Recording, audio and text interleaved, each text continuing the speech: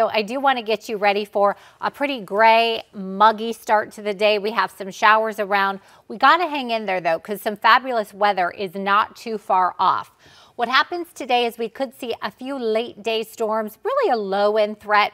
Tomorrow, though, a strong cold front is going to move through, and that's going to trigger a strong looking batch of storms in the evening and even late night hours. And that means humidity starts to drop by Friday with a really fabulous weekend that we get to look forward to.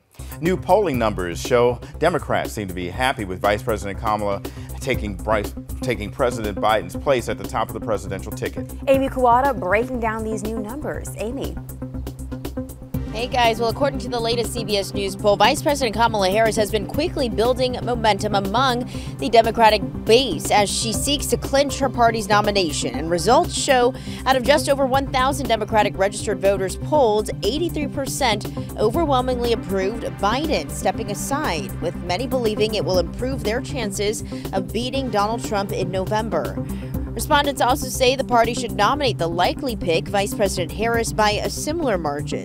The Democratic Party is expected to hold a virtual process ahead of its party's convention next month to make Harris's nomination official, and the DNC hopes to have it wrapped up by August 7th. For now, reporting on your corner, I'm Amy Kawada for WJZ. The State Department of Health has launched a new website to help fight the opioid crisis. Alexa Villa breaks down how it works.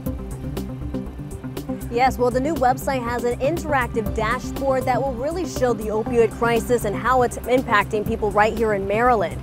Now, this new dashboard will be updating its drug overdose, their data monthly to track the opioid crisis. Right now, Maryland is looking at nearly 2,100 overdose deaths in the past year, with fentanyl as the leading cause. The new maps show most of these cases are in Northwest Baltimore, impacting communities that are predominantly Black.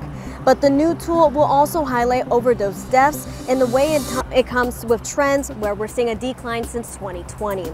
This website will be also featuring some resources to try to prevent overdoses, but also tackle them in the moment. On your corner, I'm Alexis Davila for WJZ. 3 people are hurt after a shooting in West Baltimore on the corner of McCullough and Wilson Streets. A man and woman were found with several gunshot wounds. A third victim walked into the hospital. All 3 victims should be okay. Police are still searching for a suspect. The Key Bridge rebuild is now entering the next phase after getting a federal environmental approval called a categorical exclusion, as the replacement is not expected to significantly impact community, natural, or cultural resources. The MDTA can now move forward with the next rebuild phases.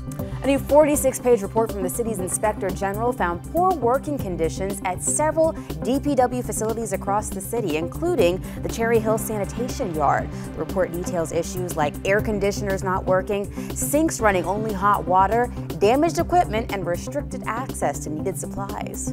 A new study examines challenges and costs of natural gas in Baltimore. The study shows data from the last 15 years and points to the growing problem of uncombusted gas leaks. Experts say that these leaks take resources away from first responders and personnel from the community. They've also created a greater risk of explosions.